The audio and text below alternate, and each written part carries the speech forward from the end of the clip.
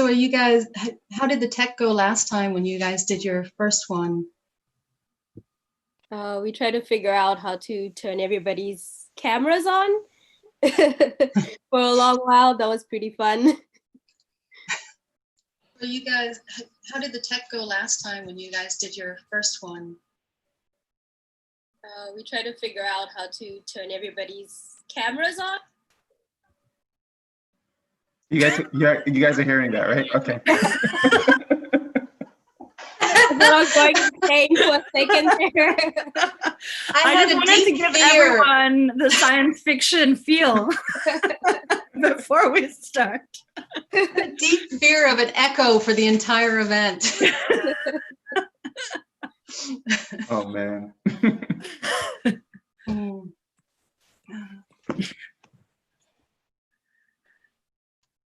I'm doing a really short thing for another reading on Thursday, but I got cornered into, I don't know why they asked me, coming up with a hot chocolate recipe I could do as part of the event.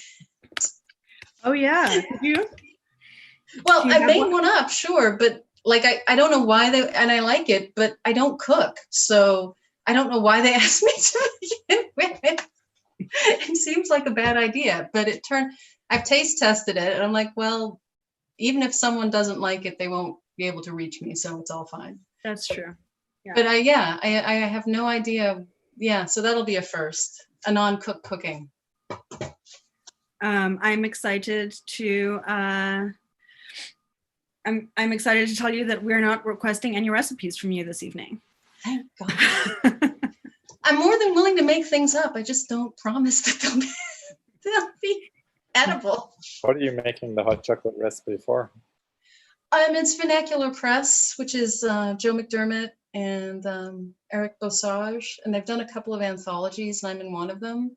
So they want to get a bunch of people together for a Halloween reading, and so they're doing that. And then Joe bothered me, well, not bothered me, but he kind of said, "Can you do this?" And I have no idea why he asked me, and I said, "Sure." So, because that's how it goes, but it's delicious to me. That's all I can say. I don't know how others. It's got 2 tablespoons of cocoa and a tablespoon of sugar, cloves, cinnamon, salt, 2/3 hot water and 1/3 almond coconut milk. So I guess it's vegan. Vegan hot chocolate. Yeah. It sounds tasty. It is good. It's not sweet, but it's delicious. It's good. All right. Also, we've got about can you all see who's attending on the side there? Yes. I suppose I should be able to. Oh, okay, yeah. Yeah.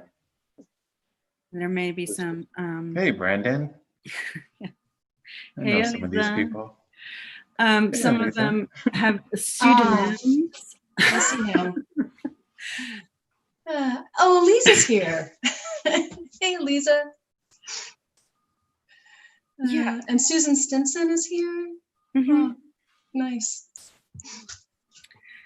Oh, lots of lovely hellos in the chat. Okay. Chat.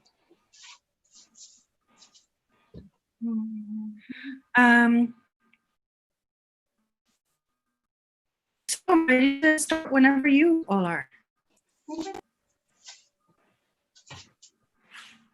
Do it. Yeah, Gavin, the floor is yours. Sure, I will be the person who makes most people happy today because I will be the briefest speaker. Ooh, yeah. My name is Gavin Grant, and I would like to welcome you to Book Moon, who is hosting Strange Light on the interwebs. It's all very exciting. If we were in East Hampton, I would be standing up in front of you, and I would be saying something like this. This event takes place on lands traditionally owned by the Pocumtuck people, and we wish to acknowledge them as traditional owners. We'd also like to pay our respects to their elders, past and present, and native elders of other communities who may be here today. And we do that at the beginning of every event.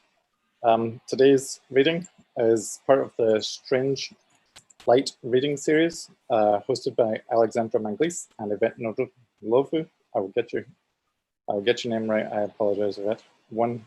If we do this every month, it shouldn't take me that long, right? Practice and practice, I apologize. So tonight's reading is two fantastic readers, Julie Day and Cadwell Turnbull, and I will turn you over to the Strange Light host. Thank you very much for coming. Thank you, Gavin. Hi, everyone. Welcome to Strange Light Reading Series' second event. So glad to see so many familiar names in the audience. Just wanted to do a shout out to Book Moon Books and let you know that you should go to their website. You should buy books from them. You should buy fun clothes from them. I believe I'm wearing a Book Moon t-shirt. So you can, and if you are local, you can actually now visit their store with appointments only. I did that for the first time last week, and it was amazing to be in a bookstore again. That's the right idea, Gavin. That's my plan for after. Yeah. So I wanted to let all of you know, if you want to put, there's a Q&A section down in the bottom. You can throw questions into there and you can put thumbs up. And so we'll slowly collect your questions to ask the readers at the end. And I will turn us over now to Yvette for the introductions. Yeah, we're so excited to have these wonderful readers with us. So Julie will be reading first, and then Cadwell will be second. So I'm just gonna read their bios. Cadwell Turnbull is the author of The Lesson. He's a graduate from the North Carolina State University's Creative Writing MFA in Fiction and English MA in Linguistics. Turnbull is also a graduate of Clarion West 2016. His short fiction has appeared in The Verge, Lightspeed, Nightmare, and Asimov's science fiction, and a number of anthologies, including the dystopia Trip Twitch and 12 Entanglements. His nightmare story, Loneliness is in the Blood, was selected for the Best American Science Fiction and Fantasy 2018. His Lightspeed story, Jump, was selected for the year's Best Science Fiction and Fantasy 2019 and was featured on LeVar Burton Reads podcast. His novel, The Lesson, was the winner of the 2020 Newcomb Institute Award in the debut category. The Lesson was shortlisted for the VCU Keble Award and longlisted for the Massachusetts Book Award. Turnbull grew up in the US Virgin Islands and currently lives in Raleigh, where he teaches creative writing at North Carolina State University. Julie C. Day, stock fantasy novella The Rampant, was released in 2019 and is a Lambda Award finalist. She is also the author of the collection Uncommon Miracles. Her numerous short stories can be found in publications such as The Black Static, The Dark, Podcastle, Interzone, and the Cincinnati Review. Wearing another related hat, Julie is the editor of the charity anthology Weird Dream Society, released in 2020, and all proceeds from that anthology are going to a nonprofit, which we will also link in the chat. And Julie lives in New England. You can find her online at this Julie Day and on her blog, stillwingit.com.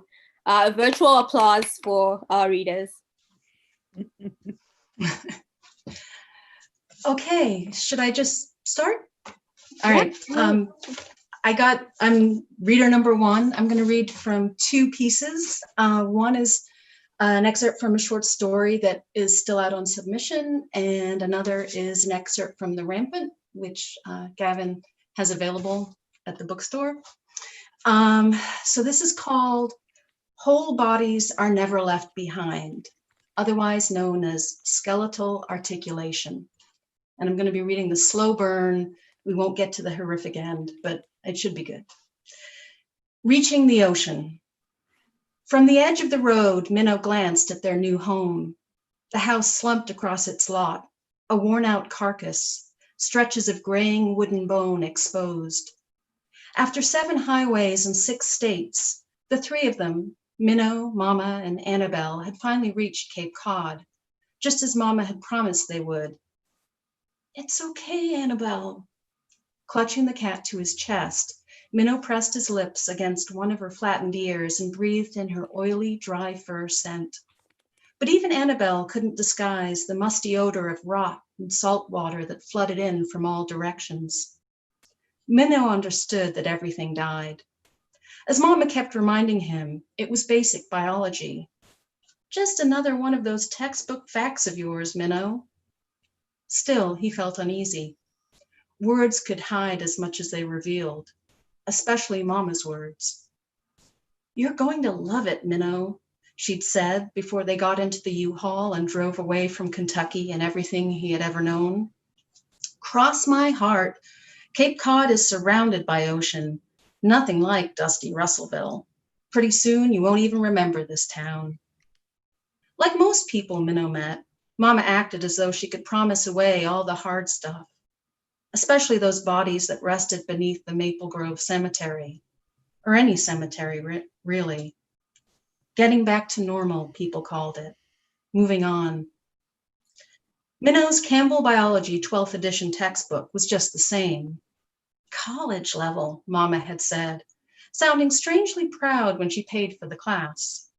Yet 1,263 pages later, Minnow had uncovered no more than 4 pages on mass extinction events, and just a scattering of paragraphs on detritivores, the consumption of non-living organic material, and the nutrient cycle.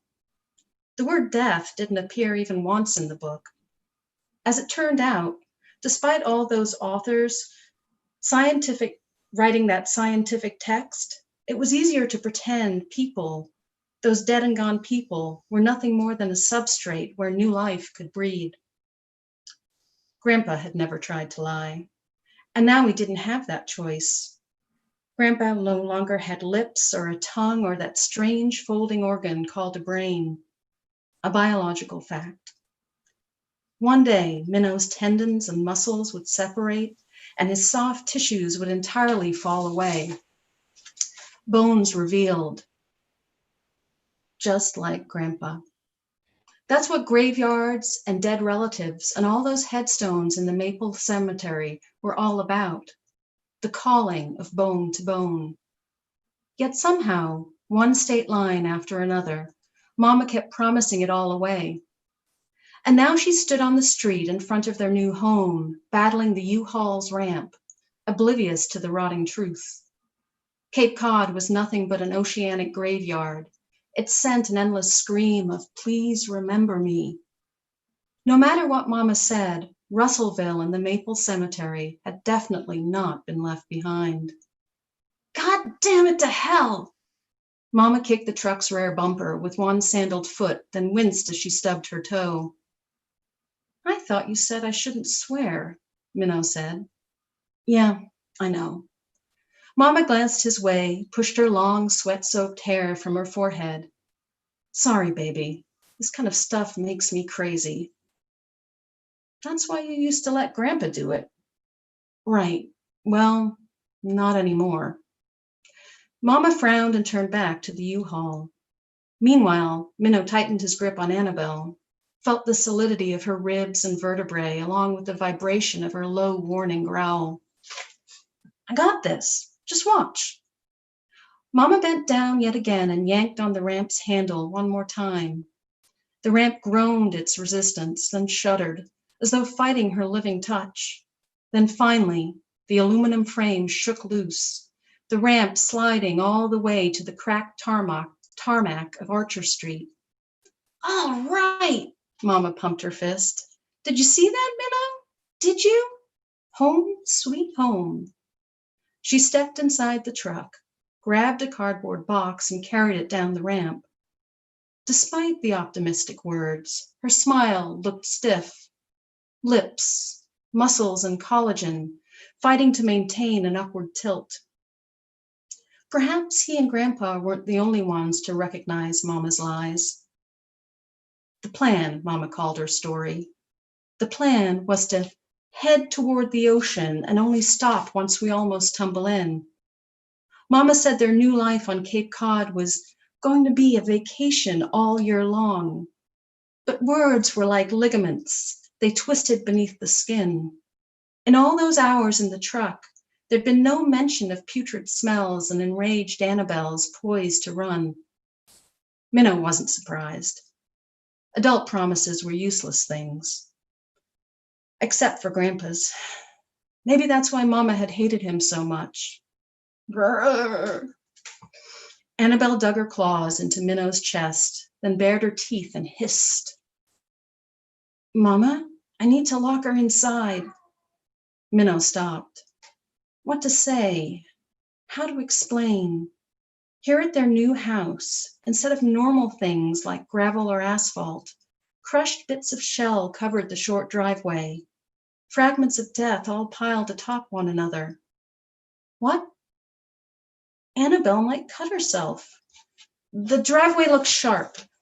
Minnow shrugged, glanced away. It's just broken up oyster shells, Minnow. You like seashells. Mama walked past him toward the house, box clasped in her arms. I really need you to put her down and grab something from the truck. You're 13 now, more than big enough to help. Minnow frowned, noting the red dots on his t-shirt, blood welling up from his Annabelle scratches. Then he shrugged and kissed the top of her furry head. Their new house was strange, small with a steeply pitched roof that Mama called Cape style. Capes were for superheroes. That's what Minnow thought. And all those Marvel movies definitely agreed. But in this place, Cape style described a driveway filled with white and gray calcified remains. Minnow had arrived at the end of the world for definite and sure. Well, the end of something anyway. Just like Grandpa's funeral. Best buried and forgotten. That's what Mama had said to great Uncle Tobias the night after Grandpa's procession and the rectangular hole in the ground. Minnow was supposedly asleep upstairs. His bedroom window stood open, the windowsill filled with all those whole and unblemished shells Uncle Tobias had brought back to Kentucky. The spiraling turret shell and the handful of periwinkles, the rough textured clam shell and the oversized conch. Yet another biological fact not found in Campbell's Biology 12th edition. Shells held the shape of each living creature, snail or mollusk, even after scavengers had consumed their flesh. From his bedroom, Minnow could hear the porch swing creak, Mama no doubt swinging it back and forth. Not like Pop's gonna listen to any of our prayers, Mama had continued. Wasn't much for helping even when he was alive. Your dad always was a bit of a bastard. Even he knew that. True enough. Minnow heard his mother's long bark of laugh and burrowed more deeply into the bed covers. Surely it was his flesh, not bones, that felt this pain. And that's where I'm going to stop with the excerpt of the story that is floating out there in the world. And I'm going to read a few minutes from The Rampant, which is the novella. Quick setup, I'm going to read from chapter 2. It's about two teenage girls who are trying to kick off the rapture, which has been stalled for 10 years. They live in southern Indiana, and it's a Sumerian rapture, which means that a lot of the assumptions that are found in the Bible Belt turned out to be false. However, the attitudes around the need for such assumptions remained. So this is The Rampant. And it starts with an excerpt from the Electronic Text Corpus of Sumerian Literature, Oxford University. The river of the netherworld produces no water. No water is drunk from it. The fields of the netherworld produce no grain. No flour is eaten from it. Great Holy One, praising you is sweet. From The Journey to the Netherworld. July, above ground. Mel doesn't just look like her dad. She has his same sense of humor. When he was alive, Mr. Borellis kept a little statue of Katrina, the female Day of the Dead skeleton, next to their family altar. Not exactly regulation Sumerian revivalist, but close enough. The statue wore a gown with a plunging neckline, the breastbones thrust out just as though they were still covered by two rounded breasts. It was one of the first things Mel's mom got rid of once Mr. Borellis disappeared. Mel said her mom didn't want to think about who Mr. Borellis might be meeting in his new, very physical afterlife. It was a joke, mostly. Even before the failed rapture, Mr. Borellis was the kind of person who thought pretty women were bitches. Oh, sorry, Mrs. Borellis was the kind of person who thought pretty women were bitches and dutiful daughters should attempt the background fade. In this God-fearing world, female insecurity is just one of the many ritual sacrifices women and girls are expected to perform. Mel gave up on fixing things with her mom long ago. And now that her dad is gone, all Mel thinks about is Mr. Borellis's imperfect afterlife and the moments before his death. We made it home from school just fine.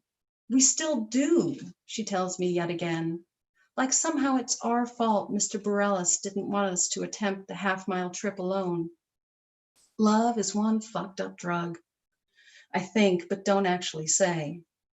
Mr. Borellis, well, the guy overflowed with it. I remember the twisted gut feeling as Mel and I stared through the reinforced glass of the school's office window. I remember the way I avoided mentioning that Mr. Borellis had never before been late, and the shameful, sour taste in my mouth. I was glad Mel and I were safe inside. The rest of the school had already sprinted or skulked their way along the edges of the street, most of them without a parent in tow. Mr. Borellis was one of the few child escorting exceptions. 8 years of waiting for the rapture, surrounded by a bunch of angry gods and demigods, wear on a person, especially a parent-type person. Neither Mel nor I said anything as we watched the flyers circling just past the school's overgrown playing fields.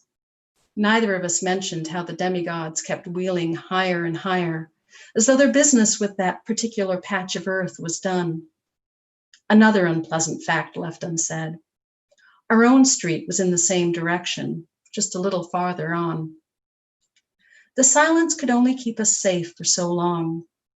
When the school's 2 secretaries finally left for the day, locking up the school, Mel and I had no choice. We had to walk home. It took us over an hour to pick up all those defleshed bones. There were tears, sure, and retching, but Mel didn't go for help, and neither did I. Leaving meant losing more of Mr. Borellis's remains. In this pre-rapture world, scavenger gods are totally a thing. Love made Borellis reckless. That's what my dad said later that night. It's not like he could have done much to protect you two. Dad sat on his plaid recliner, both his legs propped up on the cushion, his left one and the right one with the mangled foot. Mom sat next to me on the worn brown couch.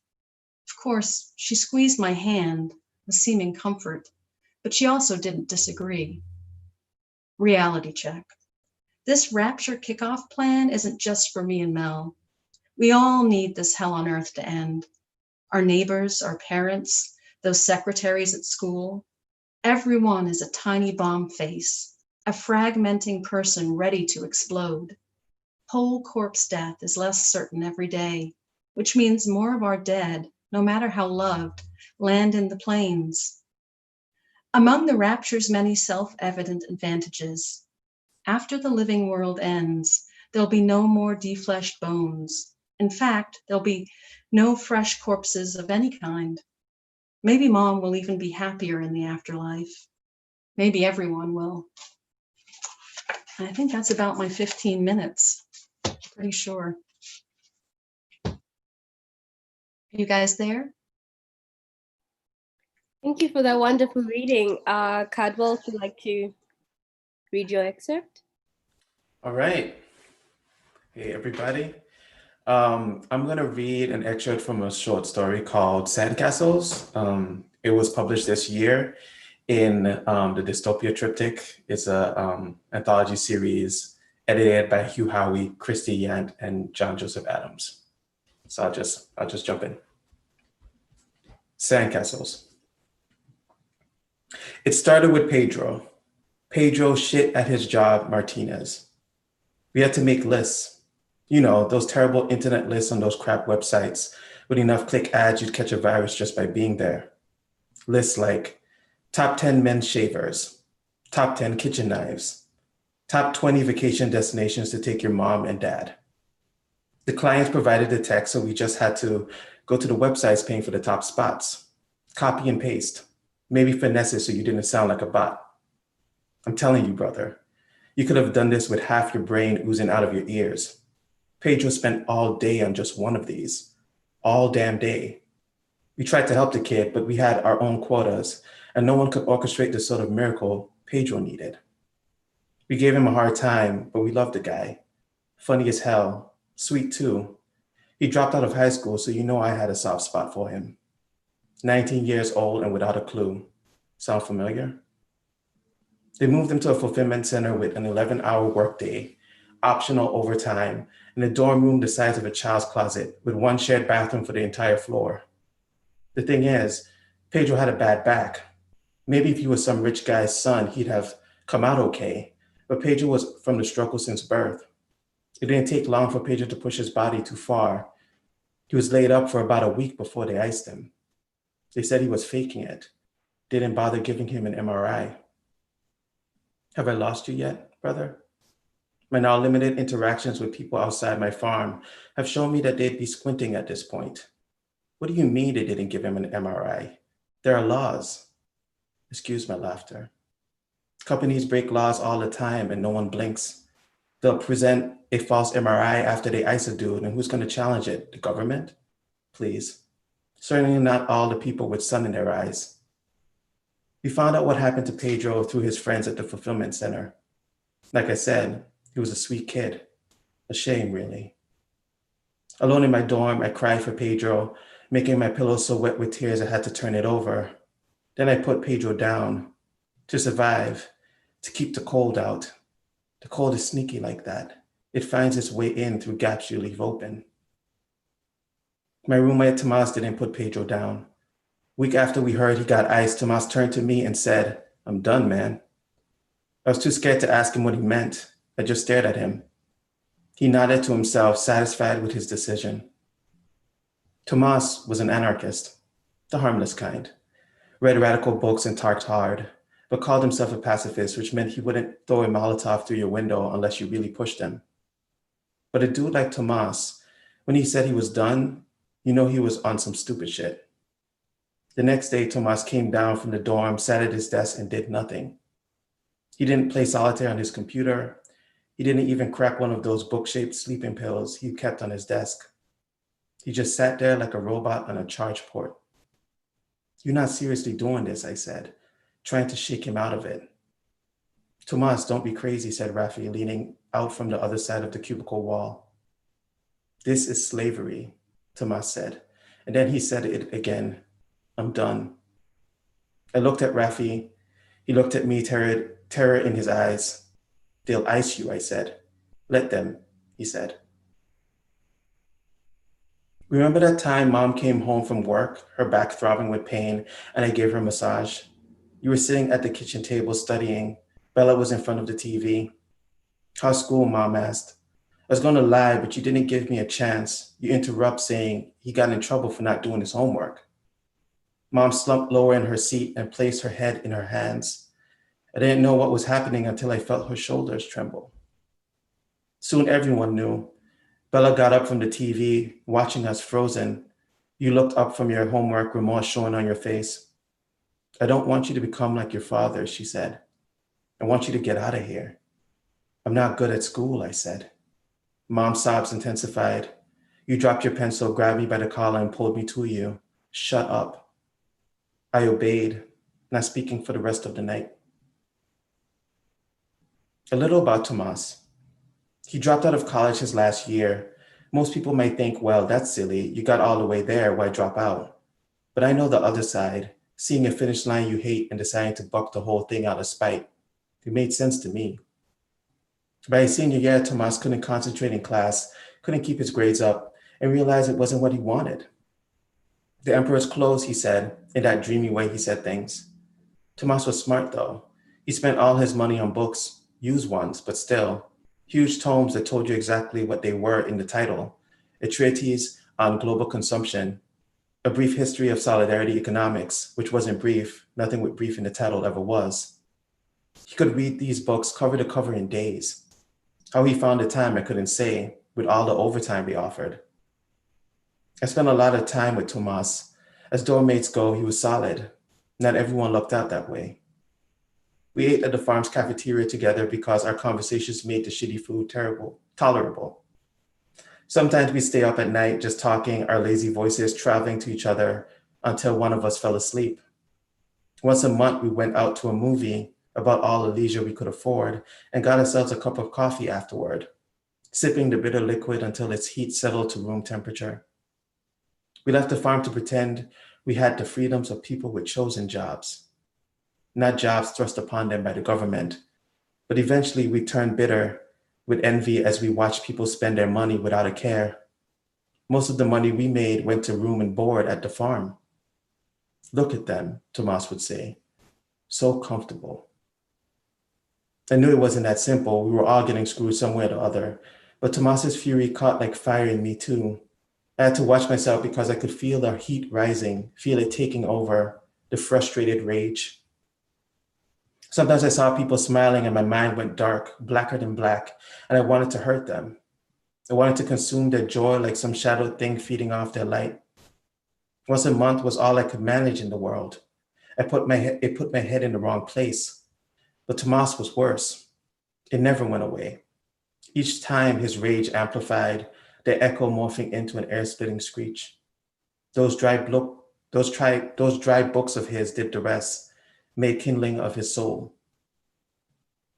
The night before Mom died, everyone was standing around her hospital bed. Mom looked wasted away, her hair almost completely falling out. In a soft, weak voice, she called to me, "Come here, Daniel." I came over. "How are you doing?" she asked me. Could you believe she asked me how I was doing? I said I was doing all right, don't worry. "I'm sorry I left all these bills behind for you to pay off. There's no way Rick can pay it while he's at school." "Don't worry, Mom," I said. "I got it all taken care of." Mom looked suddenly lucid, looking me in the eyes. She squeezed my arm. "You never listened, not your whole life." Even in our hospital bed, she knew I was up to no good, like father, like son. I regret that I disappointed her. I want you to know that. You don't have to believe me if you don't want to.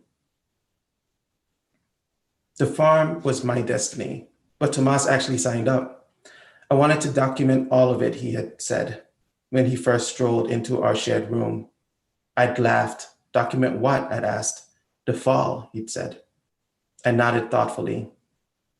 Shortly after I got out of prison, they began offering cryo as a compassionate alternative to actual time served. People signed up, of course, but I didn't need to. They started icing people in prisons for other infractions too. Known gang members went under. Fights got you iced. Strikes got you iced too. Tomas and I started at the farm within weeks of each other, a year before they started icing whole prisons. Hell happens in slow motion. When the vacancy laws started sprouting up, I looked at Tomas and said, "Black codes of the 21st century, still not quite putting together what was coming next." "The fall," he said, reminding me. At Mom's funeral, everyone shared stories. I decided to share a story about taking Mom to the coastline when I was 17. We had just found out that she was sick. We walked the beach and talked that whole day, and she seemed happy, even though a long, difficult road lay ahead. It was too cold to swim, but Mom put her foot in the water and screamed out, and she looked so young and so alive. We made sandcastles and we talked a little bit about Dad, but it wasn't sad or anything. Just her sharing memories of him that I was too young to remember. From before he went to prison that second time, when he was around and doted on me. We were so alike, she told me, and she smiled as she said it. As I told the story, I caught you glaring at me. Later, as we were cleaning up, I saw you doing it again. "Just say it," I said. "You broke Mom's heart," you said. "Mom will be turning in her grave for the rest of your life." I didn't know what to say, so my mouth hung open for a moment. The shock of it went deep. I finally said, I'll let that pass because we're all grieving. You let it pass or what? Where is this coming from, I asked, even though I knew. I'd been sailing for a while and made no secret of it. Don't play dumb with me, you said. Not surprising, but even I couldn't guess your next words. You killed her. I punched you in the face.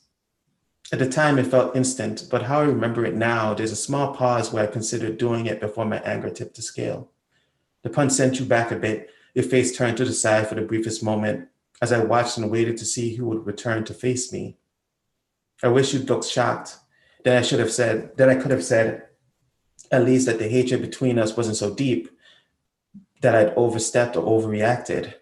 But the face you returned to me was that of pure rage. Something was broken between us and now it was fully revealed. You rushed towards me, but Bella was between us so quick, neither of us had registered it until she was there. Not today, she said, and her voice was stone. Mom was gone, so we passed a terrible burden off to Bella. I watched you yelling and felt suddenly sick.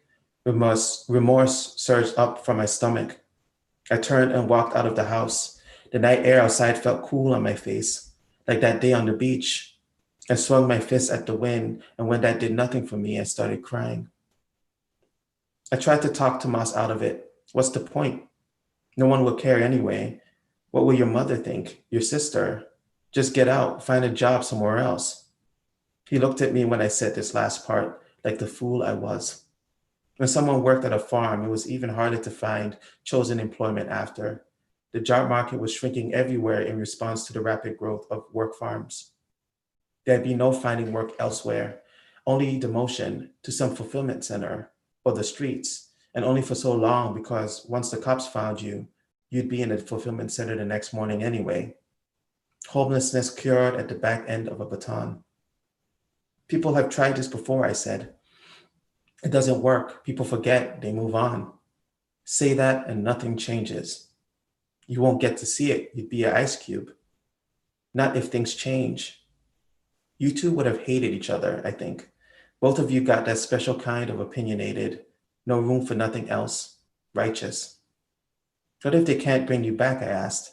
What if you wake up wrong? What if you don't wake up? I'll wake up. You idiot. My ears felt hot. I'll be all right, he said. I promise. You don't have the power to make it all right or make promises. Someday we will. I don't care about that. Yes, you do, he said. He leaned forward and touched my face. His hand felt cool on my cheek. Either he was cold or the heat had traveled through me without me noticing. I wasn't prepared for his touch. I pulled away. He watched me, his eyes glimmering stars in the dark. My heart thumped in time with my feet. I wanted to run. I didn't. I touched him back and my stomach shot up to my throat. I was pulling in air, my mouth open, waiting. He leaned in and his lips were soft and wet and he pulled me in and we were both warm, eating each other like two suns, our cores churning with light. We had sex for the first time and last time up against the paper-thin walls, careful, attempting silence, his breath harsh in my ear. Afterward, we were sweaty bodies pressed awkwardly against each other on Tomas's single bed. Don't leave, I said. A long time passed in that sweaty silence. I had to dig him in his side before he answered me. I won't, okay, he said. I won't leave. It's gone too far. I'll end it. I'll give Tomas this. He must have believed his words. I believed them too. But a night is a long time to think over words, to measure them, to throw them away. A promise is a sandcastle. Time, a tide. I'll stop.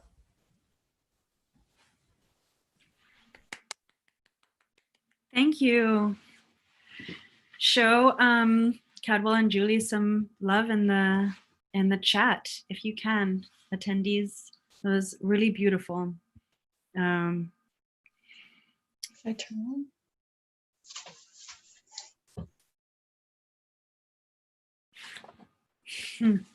on. The awkwardness of Zoom of just having to read people's praise rather than listening to them.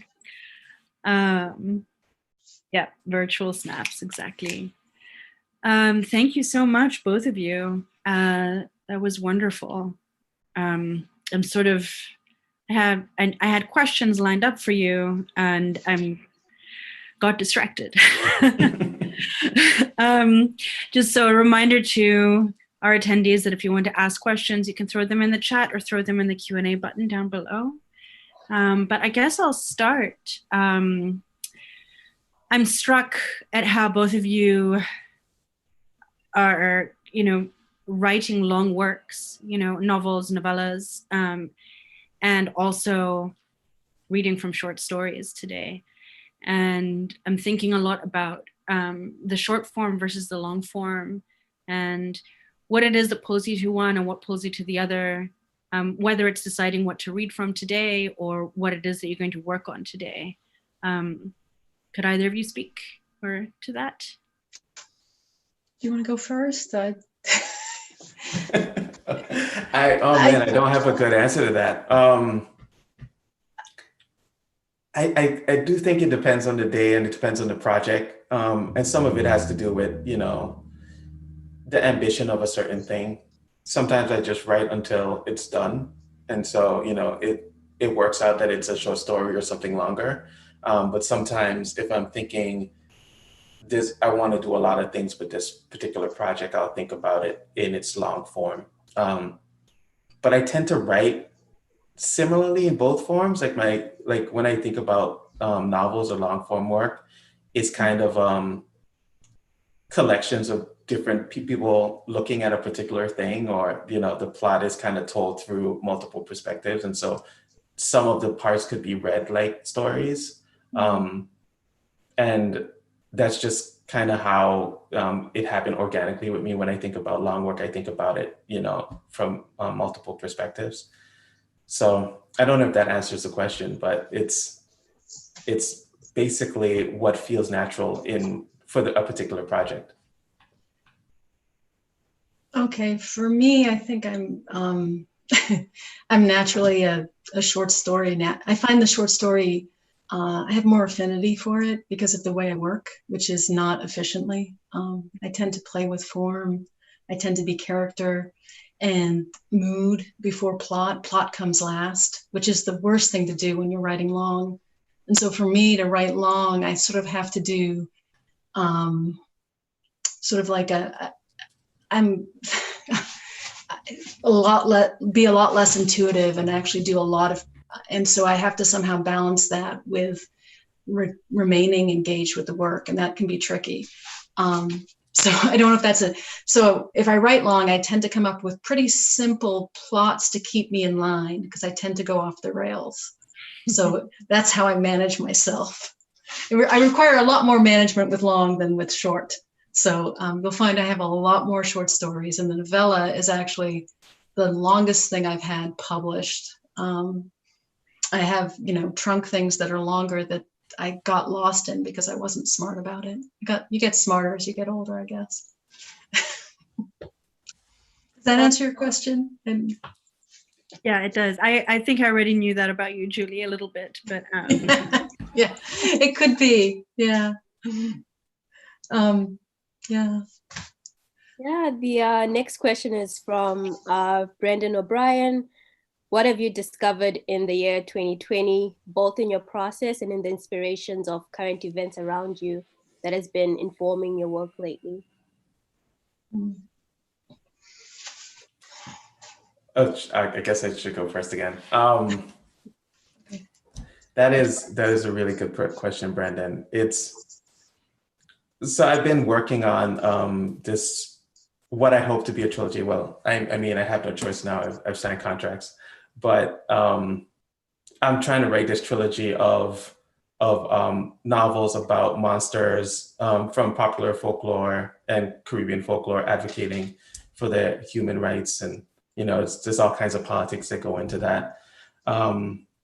But there's this one component of the story where videos come out, revealing there's like a werewolf video and that kind of thing.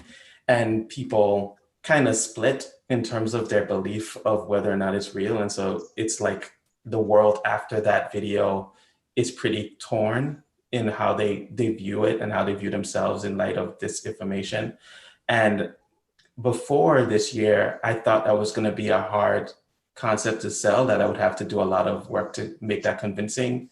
But thinking about, the pandemic, it's basically how we've been kind of reckoning with this reality. There's been like a split in how people think about it or how seriously people take it. And so it's kind of strangely been informing the way that I think about how I've revealed that or how I've explored that in a novel after the fact, and how I want to play that out over the series. And so in that way, I think that this year has influenced my thinking.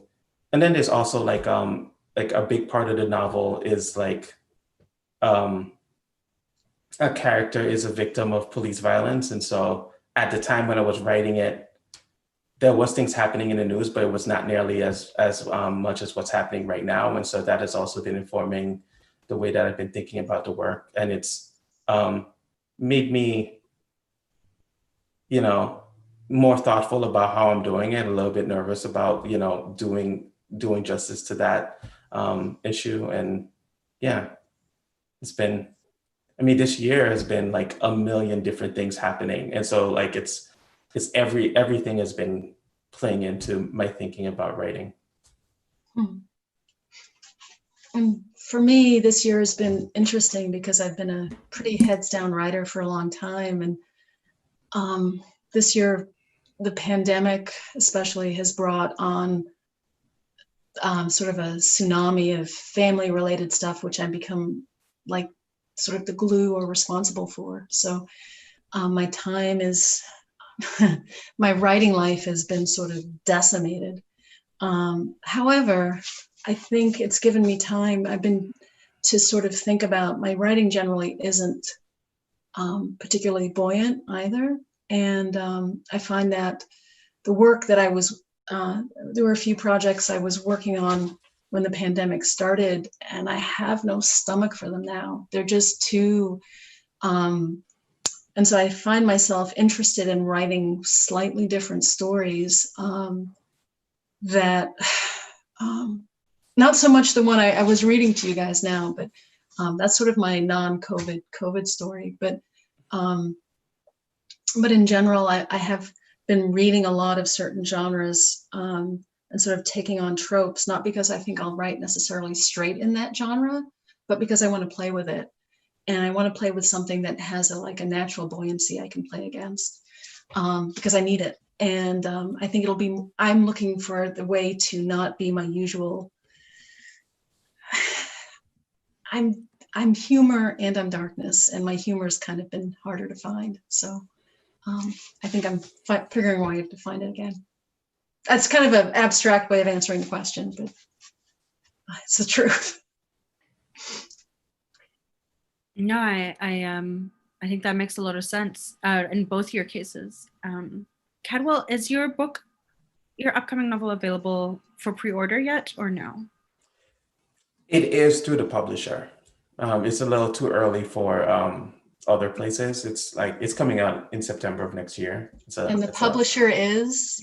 Blackstone Publishing. Blackstone Publishing. You are pleased by all. Thank you, Julie. Advertise yourself. I too am looking forward to No Gods, No Monsters. I've been hearing whisperings of it through. Appreciate that. Thank you. Different places. Yeah. Okay. So. To maybe a softer ball question for you. Do you have writers or books that you return to often? And maybe part of that question is, do you feel that you're writing with people or to people who've written before you, and who might they be? And I know that changes. So I guess the question is right now, who might those people be? You kind of blanked out, but was that for me or for Cadwell? Either way. Both. Go for it. All right. So I'll be honest. Why not? But I'm actually not reading the authors I usually go back to because I call it COVID brain. I think there's different modes that books, I love all sorts of writing for different reasons. And I find myself compulsively reading right now. I'm reading about a book a day, but I'm reading what I call comfort books. And it's giving me something that I need. And it's actually taking me back to my childhood, which is how I dealt with difficult times then. And so I find it interesting that I've fallen back into the same thing now. And it makes, along with the same habits I have back then too. It's like I'm a child staying up late reading a book inside when I know I should be in bed all the time. So my insomnia is my own fault. But I think more what it does is my reading right now is reminding me of what I consider formative times in my own life rather than formative writers. And so it's taking me back to kind of where I come from and why I was reading what I was reading when I was younger. And I find it's not quite an answer to what you're saying, but it's what's happening. And I find, and I think when I'm through this, I will have consumed quite a lot of tropes in a way that I think will pop out because I didn't know them as well before this. So I think it'll be interesting. That's my answer.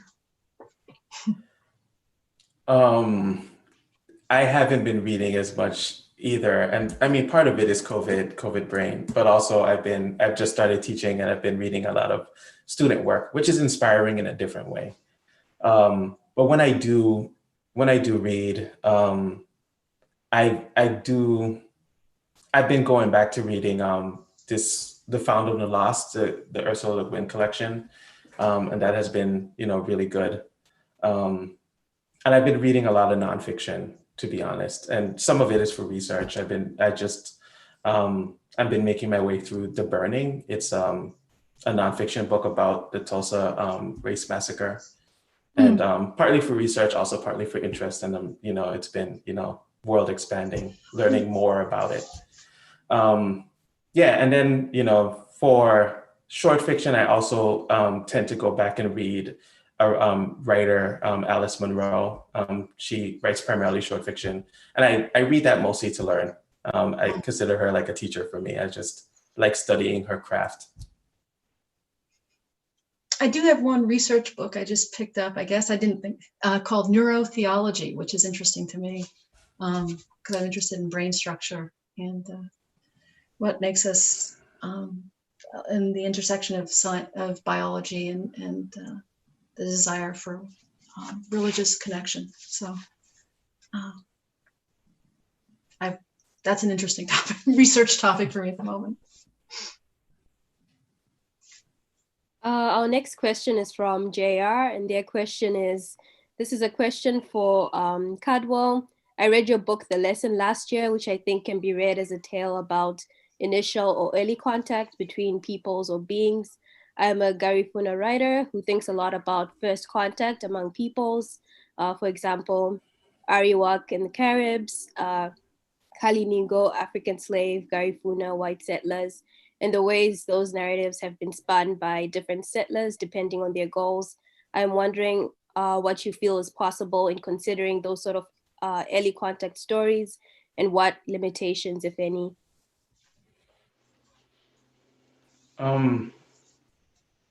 So The Lesson is a first contact novel for sure. It's about a race of aliens coming down to the Virgin Islands.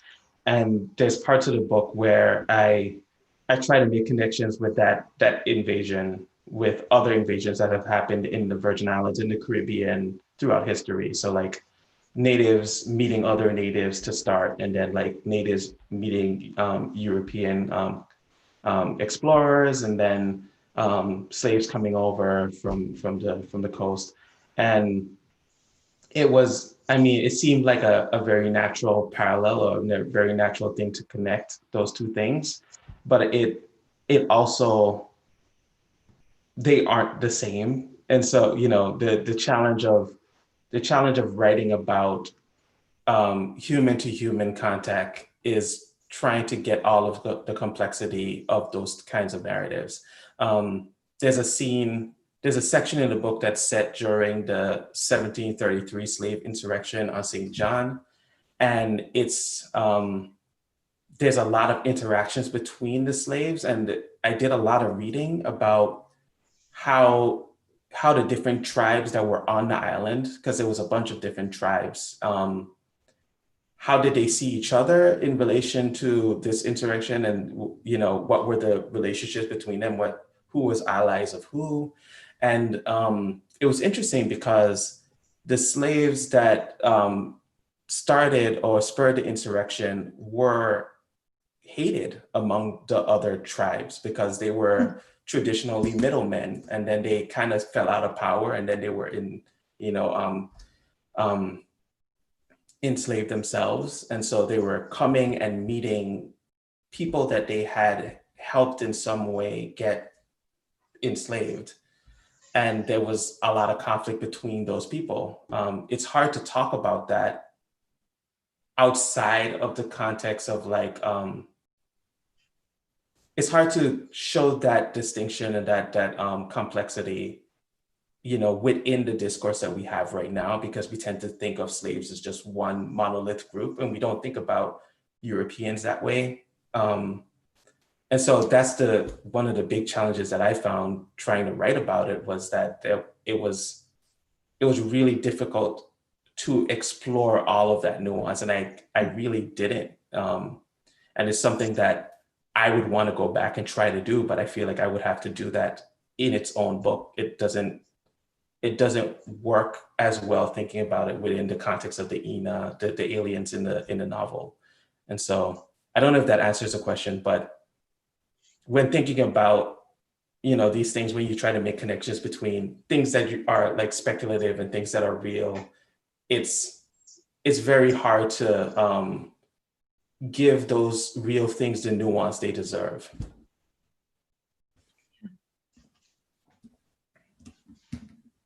Yeah, I think that makes a lot of sense. JR, if you want to say anything to that in the chat, feel free.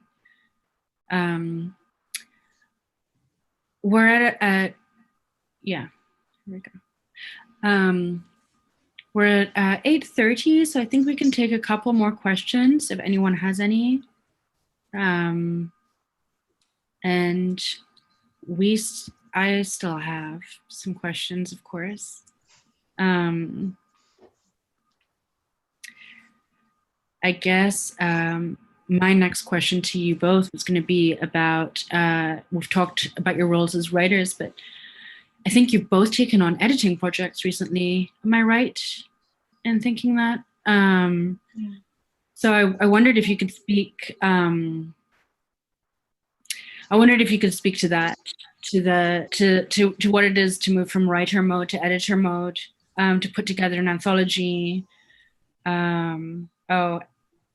And then yes, we'll get onto Isabel's question too after that. But if you could speak to the editor role first, and then I would too also love to know what you do when you're stuck on a project.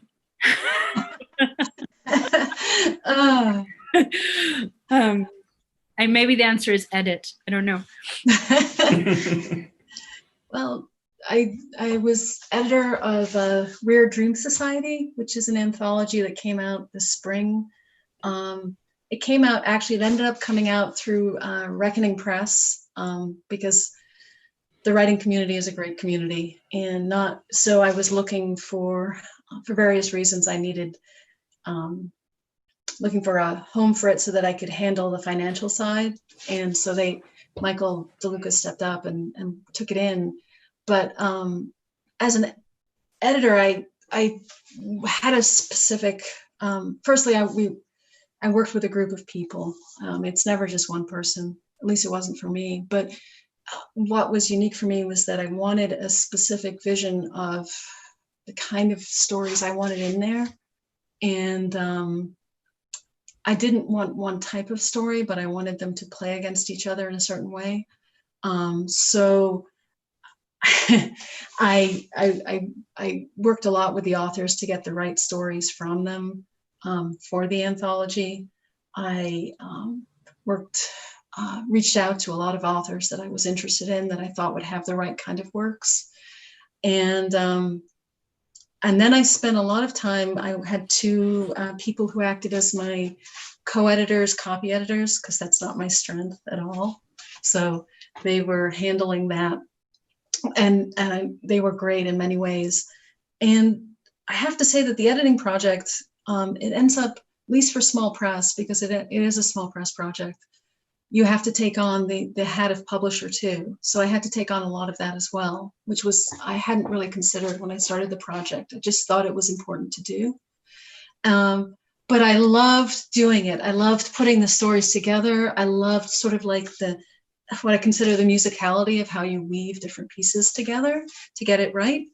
And I actually have another anthology I'd love to do that's in the back of my mind, and I have a couple of authors already kind of like, I have it written down on a Post-it somewhere, because it's really, in certain ways, it's very similar to writing or editing writing, in that you're trying to get the right feel for the work. At least that's my experience of it.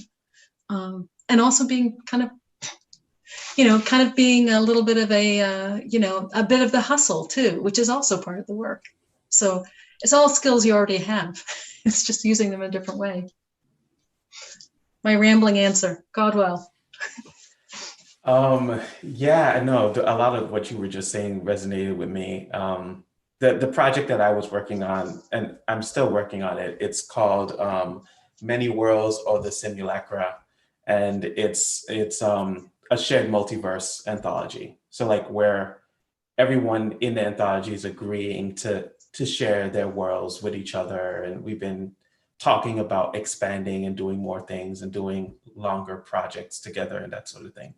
And so when I started it out, a lot of it was just like finding people that would be interested in that sort of thing, be on the same wavelength, be willing to like take a short story and be open to other people playing in that world with them. And the first thing I did was I kind of like brought some of my short stories into the mix, because I wanted to encourage that culture. And so we have like a Discord where we talk all the time, and we've been kind of like, co-creating and thinking about what to do next. And right now we're just, shopping it around. I had to get a copy editor as well, because that's not my strength either. But yeah, a lot of the deciding was not just the story itself, but also if I was interested in the world, and I thought the world was really interesting, which is not a thing, at least I don't think that people are at least thinking about on the surface. Like I got excited for some stories because of the world that they were building. And so some of it was like working with them on the story because the world was working and that sort of thing. And so it's been interesting. And it's looking like it's going to be a long-term thing. So I'm excited to find some, a publisher that will be willing to, take a chance of something weird like this and then continue to build on it. Do you have a write-up of it somewhere that people could look at? I built a website, but it's very, very basic right now. And so, and we've been talking about, because we also don't know, we've had discussions about whether or not we're going to publish things online too, and what's going to be on the website.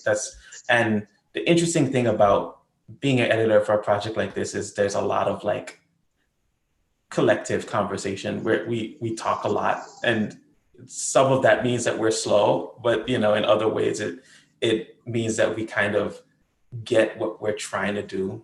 And so yeah, I don't really have the short answer to that is no, not a really good write-up. I would like to see something. It sounds really fun. I love so collaborative too. projects, they're really interesting. Isabel's question is, what do you do when you're stuck on a project? Smiley face. Doesn't involve very many smiley faces, I have to say. for me, I take years to finish something, even a short piece. I put things, pick them up and put them down all the time because of the way I write. So it takes me a long time. I kind of have a magpie approach that involves pulling in various elements. And at some point in the story, I may realize that I don't have enough yet, and I'll put it aside. So for me, I'm not an efficient writer. For longer projects, I'll muscle through and it's painful. And that's, if I know what I'm doing, where I'm headed, I'll set goals for myself. Not in terms of page count. I can't stand that kind of stuff, but it doesn't work for me at all. But in terms of addressing an element of the story, and I'll say I'm going to focus on this right now, and then whether it works or not, I will actually bombard a couple of writing friends with daily emails on how I feel about what I'm doing. And it's rather cathartic, but also they don't have to read them. I can pretend they're reading them, but it's like a conversation I'm having with myself about it every day. And that's a way of making it kind of like pushing myself through to the other side, I guess. So that's the answer. Yeah, my answer is I don't know. Like it depends. It really depends. Some things that work sometimes is reading work that I really love from someone else, and then an idea will come to me, or I'll fall in love with something again, and I'll be like, okay, this is something that I can bring to what I'm working on. Sometimes music helps. Just listening to music for a little while. I like taking long walks. Is the more efficient way. Like I guess it's it's better than taking long showers. I also do that sometimes. But that's not. I've written in the bath. I've written in the bath. Okay. I'm glad I'm not alone on this. Something about that, just click something into place. I don't know. You're like kind of like in standby mode, and then your brain just reaches for things, and it works really well. But the better way to do it is like taking a long walk helps me sometimes with nothing, like just walking and thinking, occasionally talking to myself. And also changing the way in which the actual materials, because I don't know about you, Caldwell, but I usually type right on a computer. Mm-hmm. And so if I'm really, really, really jammed, I might make myself go somewhere with a notebook and do something, which is not my usual mode. I'm going to say something really embarrassing. I've acquired like several different tools. I have like a electronic typewriter. All it does is type stuff. And then I also have this thing. It's called Remarkable. It's like a paper tablet, and you can write on it, and then it can like transcribe your text. Does it really? Does it work well? It works pretty well. I would say it's like 98% accurate. Sometimes it gives me a weird smiley face, and I don't know why. Like I'll just get a smiley face in the middle of text. And then I've also done a thing, I must admit, where I sometimes walk around with a recorder, and I talk to myself and I record it. Or I'll do speech to text. I text myself that way. I'll do that, which is actually driving. That's the one thing. That's one of the things about COVID that I miss, is that when I'm driving, that can often solve something, because I kind of go in this funny zone, and then I'll just speech to text something, a thought to myself. Right. Yeah. No, it's super helpful to just like kind of mix up the way that you're interacting with the idea. Yeah. It helps me a lot. I love all those answers. They're, I think most writers I speak to have just like so many different kind of devices that they use to try and find their way back into words. So I think we'll wrap up with a question of just like, you've sort of touched on this right now already, but what are you working on right now? What do you see coming out from the work that you're doing right now in the next year or so?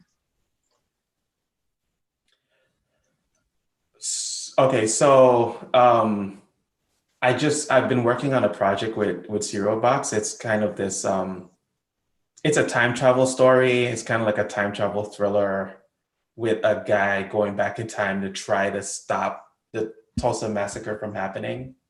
I have some opinions about that, but like we're exploring it in this narrative, and I just finished working on the pilot, and we're going into development for a longer thing. It's a collaborative thing, so there'll be other writers with me working on it, and and a consultant, a historian of that time, so we can do it justice and do it responsibly.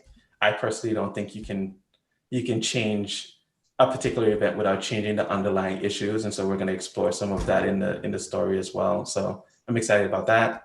And then the novel is coming out in September. No Gods, No Monsters, and I'm working on the second book in the trilogy. I'm much quieter than Caldwell. And the novella in the fall and the anthology in the spring. And now I've been working on, short fiction and another novella that it'll be a short novella though, that I've it's sort of a dystopian thing, but it's also viruses and large public art displays and environmental collapse and physical transformation. It's all sorts of things that are really interesting to me. And it was originally a short story that I decided to expand because I tend to put a lot of time into world building, and I realized this was one that needed more space, which is not my usual move, but it did. So I'm actually doing that. And then I have to say, all these books that I'm reading, I've started to have an itch to like play with some tropes I've never played before. So I think I might do a longer project. It sounds very vague, but for me to take on a longer project, I really have to structure it differently. And I think I'm figuring out how to structure this one, which is good for me. I can't just go with a world or a character or anything. I have to have actually laid out the bumpers like in a bowling alley. So I get too excited about things. So I think I have some interesting bumpers, and I'm going to be sitting down and actually sketching it out this fall, because to be honest, this has been a really rough year for my family as well as the pandemic. And so this fall is the first time I really have time to have the mental space to really fully immerse myself in something for a while. And it's a strange feeling to have not done anything like that for a while. Poking along is not my usual speed. Your project sounds really cool. Oh, thanks. All the projects sound very cool. I'm really looking forward to what's going to be coming out in 2021 and further. I just wanted to thank you both so much for coming on to the reading series today. I'm really, really glad that we were able to do it virtually, even though we had planned to have this in March, right, in real life, just before lockdown happened. This is lovely, though. It's really nice. I really enjoyed it. Yeah. Thank you for inviting us. No problem. I'm also just going to give a quick shout out to Yvette. I don't think she knew that I was going to do this, but I'm going to link to her story that came out on Tor.com. It's a flash piece with Faya. So if you want something very short to read, I've linked to it in the chat. Thanks, Alex. Oh, I see it. I will be clicking. So I just always wonderful to be surrounded by so many talented writers, to have so many talented writers in the audience listening. Thank you, all of you, for being here this evening. It means a lot. Thank you, guys. Thank you for coming, audience. Yeah, thank you. I wouldn't have gotten to talk to everyone here if it hadn't been for this. It's really nice. So yeah, thank you. Lots of love in the chat as usual. Okay. Okay. Goodbye, everybody. Everyone. Bye.